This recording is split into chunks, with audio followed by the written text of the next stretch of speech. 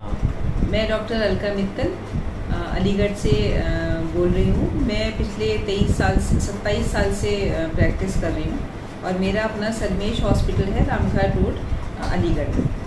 मैं अभिवीरा फाउंडेशन, जो कि एक ग्रुप है कैबिनेट सेक्रेटरीज की वाइफ का, ब्यूरोक्रेट्स की वाइफ का, आर्म फोर्सेस की वाइफ का, जुडिशियल ऑफिसर्स की वाइफ का और डिग्निटरीज़ का, मैं उसका बहुत आभारी हूँ कि उन्होंने मुझे इस प्लेटफॉर्म पे बोलने का मौका दिया और अपने विचार एक्सप्रेस करने का मौका दिया। ये जो फाउंडेशन है, ये जो सोशली रिस्पॉन्सिबल एक्टिविटीज़ हैं उनको एक उभारने का मौका देती है और इसी के तहत इन्होंने आज हमें एक कोविड-19 के बारे में बात करने का मौका दिया है। क्योंकि मैं एक ऑब्स्टेट्रिक्स और गायनेकोलॉजिस्ट हूँ, तो मैं कोविड-19 से रिलेटेड प्रेगनेंसी के बारे में एक जनरल टॉक देना चाहती हूँ। प्रेगनेंसी में भी पेशेंट एक्सपोज होते हैं कोविड-19 इन्फेक्शन के लिए। प्रेगनेंसी में भी कोविड-19 इन्फेक्शन होता है। पहले हम लोग ये जानना चाहते हैं कि बताना चाहती हूँ कि कोविड-19 इन्फेक्शन है क्या। कोविड-19 इन्फेक्शन एक वायरल इन्फेक्शन है जो कि इस समय दुनिया में पेंडेमिक का रूप ले चुका है और ये एक जूनोटिक इन्फेक्शन है जो कि वाइल्ड एनिमल से ह्यूमन बींग्स में ट्रांसमिट होता है। क्योंकि इस वायरस के ऊपर क्लब शेप्ड प्रोजेक्शंस होते हैं, इसलिए इस वायरस को कोरोना का नाम दिया गया है। और ये जो है इस बीमारी की वजह से पूरे देश में फाइनेंशियल, मेंटल, फिज़िकल बहुत ज़्यादा लॉस हो रहा है और लाइफ्स भी बहुत पेशेंट्स को अपनी गंवानी पड़ रही है।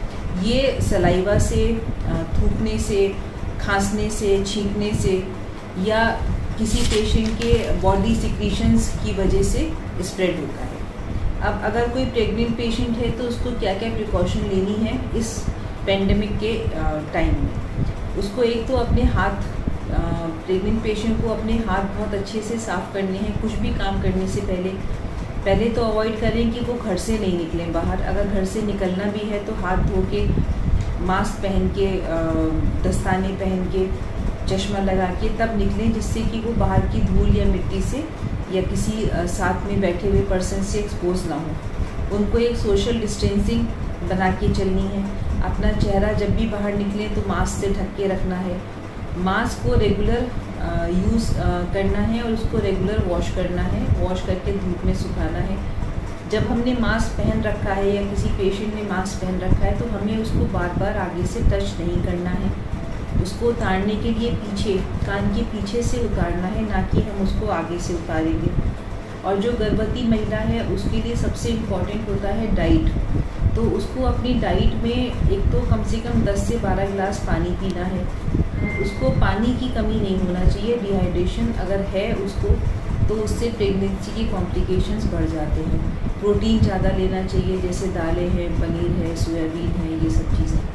एक्सरसाइज करनी है, योगा करना है और पॉजिटिव सोचना है। क्योंकि प्रेगनेंसी में थोड़ा सा डिप्रेशन वैसे भी होता है और ये वायरस के टाइम में और इन्फेक्शन और डिप्रेशन होने के चांसेस बढ़ जाते हैं। तो उसको पॉजिटिव रहना है, पॉजिटिव सोचना है और अपने बच्चे के और अपने भलाई के लिए सोचना है। और ये हमारे परिवार वालों का, पेशेंट के परिवार वालों का, हमारा हेल्थ केयर प्रोफेशनल्स का भी दायित्व है कि मरीज़ को अकेलापन महसूस ना हो, उसको डर महसूस ना हो। जैसे अभी टीवी में कुछ न्यूज़ आई थी कि डिलीवरी हुई, पेशेंट कोरोना पॉजिटिव आया तो घर वाले छोड़ के भाग गए, बच्चे को छोड़ के भाग गए। ये नहीं होना चाहिए। मरीज़ को ये नहीं लगना चाहिए कि अगर उसको इन्फेक्शन है तो वो अछूत हो गया या कोई उसको छुएगा नहीं या कोई उससे बात नहीं करेगा। ये हमें फीलिंग मरीज़ को नहीं देनी है।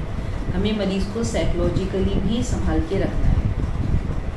और जो है प्रेगनेंसी में कोविड-19 का इन्फेक्शन ज़्यादा हो नॉर्मल पेशेंट से, ऐसा कोई आज अभी तक स्टडी नहीं आई है।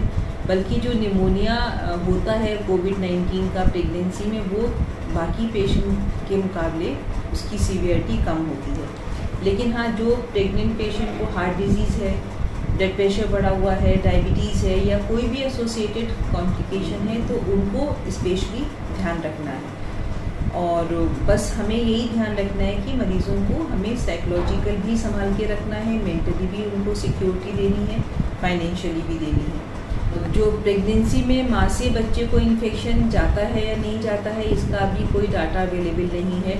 माँ बच्चे को अपना दूध पिला सकती है और माँ के दूध में भी कोई इन्फेक्शन बच्चे को जा रहा है नहीं जा रहा है, इसके लिए भी अभी कोई डेटा पब्लिश नहीं है। अगर वैसे तो डिलीवरी के बाद माँ और बच्चे को अलग ही रखते हैं जब तक कि माँ में इन्फेक्शन ख़त्म ना हो जाए, लेकिन अगर माँ चाहे तो अपना दूध एक्सप्रेस करके दे सकती है हेल्थ वर्कर को, जो कि हेल्थ वर्कर जो दूध पिलाएगा माँ का बच्चे को, उस हेल्थ वर्कर को इन्फेक्शन नहीं होना चाहिए। तो अच्छे से हैंड वॉश करेंगे, दूध एक्सप्रेस करेंगे, हेल्थ वर्कर को देंगे और वो हेल्थ वर्कर उस बच्चे को माँ का दूध पिला सकता है। या अगर हमारे पास स्पेस कम है, हमें बच्चे को सावधानी पूर्वक माँ के पास रखना ही पड़ता है स्पेस कम होने की वजह से, तो उस केस में सारी प्रिकॉशन लेते हुए माँ बच्चे को मास्क पहन के और बच्चे को भी दूध पिला सकती हैं। हाथ पहले भी धो लें और बाद में भी धो लें।